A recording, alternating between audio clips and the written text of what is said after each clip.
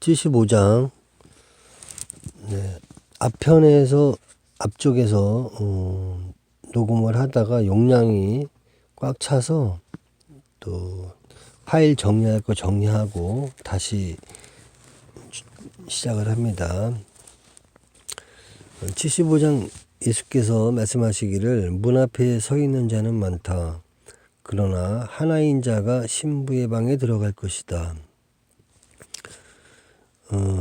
예수님께서는 그 열처녀의 비유를 통해서 신랑 신부의 그 영접하는 열처녀 중에서 5처녀는 등기름을 준비를 잘 했죠. 그리고 5처녀는 기름을 준비하지 못했습니다. 그래서 처음엔 있었는데 부족했죠. 그래서 결과적으로 그 기름을 구하러 간 사이에 신랑이 오게 되고 5처녀는 신부의 택함을 받게 되고 문이 닫히게 되죠. 하나님께서는 신랑 된 입장에서 예수님과 결혼을 하게 됩니다. 구약 성서에 보면 하나님이 선지자와 함께 살겠다는 그런 내용도 나와 있죠. 영적인 결혼이죠.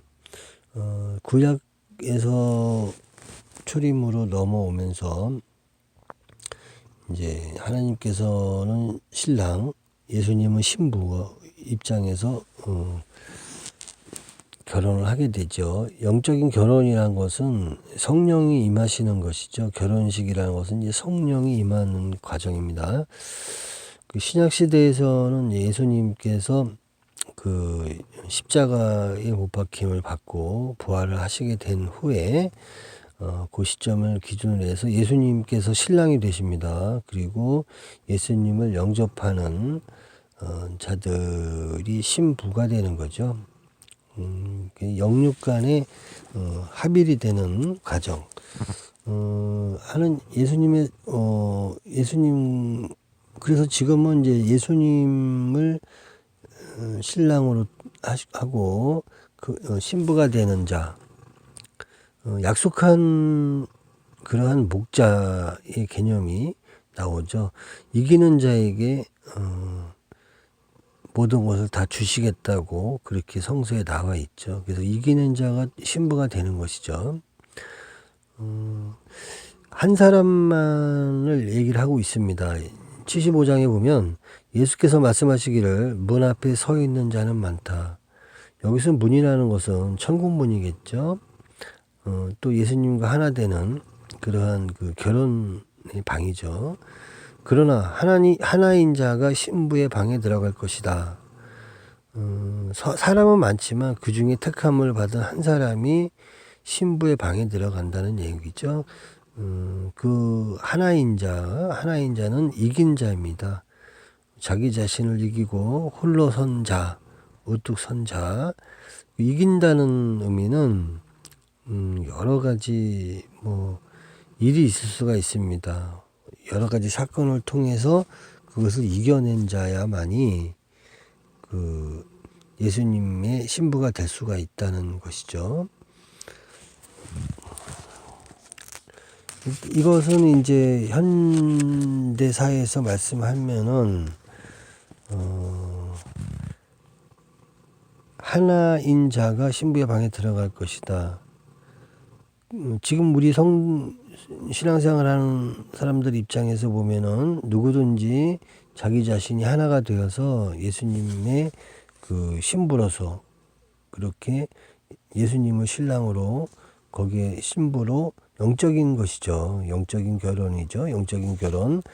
그런 자가 되기 위해서는 하나인 자가 돼야 되겠다는 그런 생각을 해봅니다. 76장 예수께서 말씀하시기를 하늘나라는 많은 상품을 소유한 상인이 발견한 한 알의 진주와 같다. 현명한 상인은 자신을 위해 가지고 있던 상품을 다 팔아 하늘의 진주를 샀다.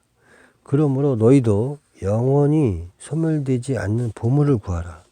그 보물은 나방이 좀 먹을 수도 없고 벌레가 못쓰게 만들 수도 없다. 네, 여기서 이제 진주는 진리의 말씀입니다. 그래서 진리의 말씀을 구하러 다니는, 여기서 이제 진주라는 그 보석으로 얘기를 했죠. 많은 상품을, 하늘나라 천국은 많은 상품을 소유한 상인이 발견한 하늘의 진주와 같다.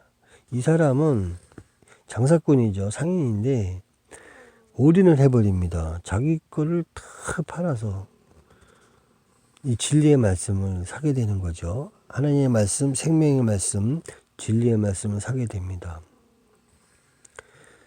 세상적이고 육적인 많은 부분에 대해서 다 내려놓고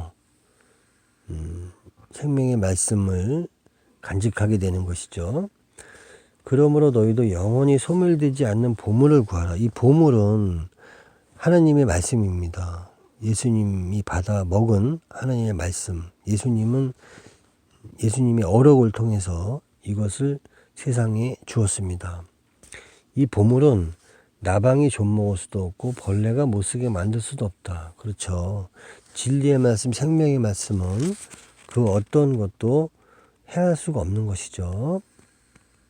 천국은 진주를 구하는 그런 상인과 같이 진리의 말씀을 찾고 구하고 문을 두드리고 하는 그러한 것이라 할 수 있습니다. 자, 77장. 예수께서 말씀하시기를 나는 모든 것 위에 있는 빛이다. 나는 모든 것이다. 모든 것이 나로부터 나왔고 모든 것이 나에게로 돌아온다. 나무 한 토막을 쪼개보라.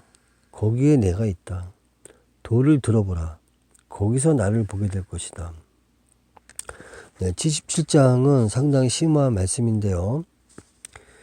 모든 것이 있는 빛이다. 석가모니 시타르타의 그 어린 청강지곡이라는 그런 말이 있죠. 이것은 뭐 누가 했는지는 모르지만 저도 그쪽 세계는 잘 모릅니다만은 어느 정도까지는 알고 있습니다. 무념무상의 경지가 있죠. 어떤 것을 생각하면 상이 잡히고 상이 잡히게 되면 다시 윤회를 해야 된다는 뭐 이런 것도 있고요. 생각이 뭐 비상비비상처는 뭐 생각이 아니고 생각이 아닌 것도 아닌 경지. 그렇죠. 뭐 공즉시색 같은 경우는 뭐 그렇습니다. 뭐 있는 게 없는 거고 없는 게 있는 거고 빛과 소리는 보이지 않죠. 있어도 없는 것이고 없지만은 있는 것이죠. 그래서 무념무상이나 공의 세계는 상당히 깊습니다. 그렇지만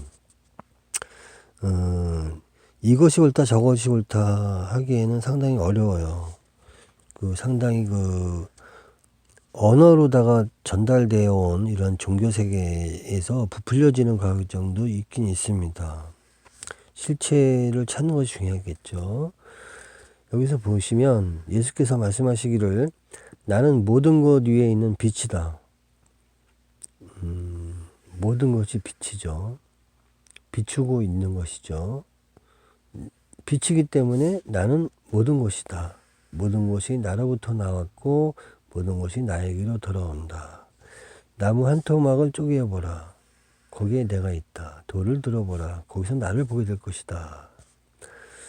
그러니까 에브리어죠. 에브리어. 어디든지 뭐 나무 사이에 무슨 돌 밑에 등등 온 천지에 존재한다는 것이죠. 그러면 이것은 상당히 심오한 것인데 영적인 것이 존재한다는 것입니다.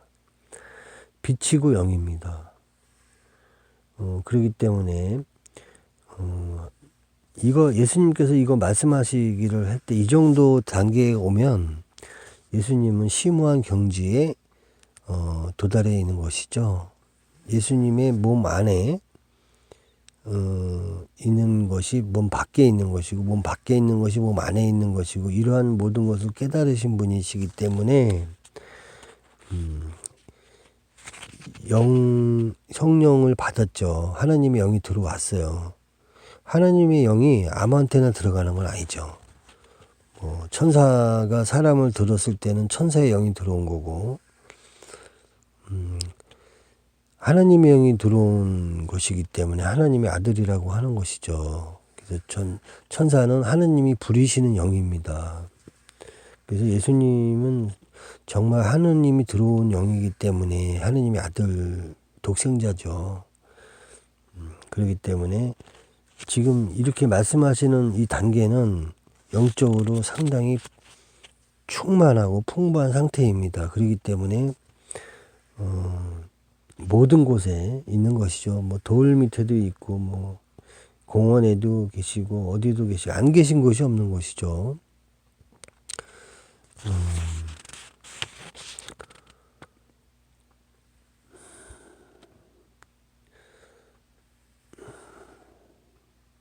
모든 것 위에 빛이 있고 나는 모든 것이다. 모든 것이 나로부터 나왔고, 여기서 이제 모든 것은 뭐 한글로다가 이렇게 표현했지만 뭐 영어로다가 표현되기 전에 있는 문헌에서 온 천지 지간에 존재하고 있다는 그러한 말씀이죠. 자, 78장. 예수께서 말씀하시기를 너희는 무엇 때문에 광야로 나왔는가? 바람에 흔들리는 갈대를 보기 위해서인가? 너희 왕들과 너희의 권력자들처럼 부드러운 옷을 입은 사람을 만나기 위해서인가? 그들은 부드러운 옷을 입었지만 진리를 깨닫지 못한다. 광야에 나온 것은 광야 생활에서 무언가를 찾아야 되겠죠. 광야에서는 예수님 이전에 광야 생활은 구름기둥, 불기둥으로 인도를 하여 주셨던 역사가 있었죠. 예수님께서도 광야에서 40일 동안 또 시험을 받게 되는 과정이 있었죠. 광야에 나온 것은 진리를 찾고 있는 것이죠. 바람에 흔들리는 갈대를 보기 위해서인가? 바람이라고 하면 천사들의 그 움직이는 그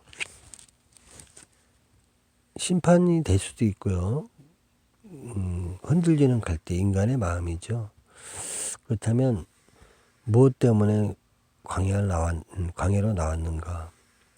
바람에 흔들리는 갈대를 보기 위해서인가? 너희 왕들과 권력자들처럼 부드러운 옷, 좋은 옷을 입은 사람을 만나기 위해서인가? 부드럽고 그런 옷을 입었다고 하지만은 진리를 깨닫지 못한다. 그러니까 왕이나 권력자들.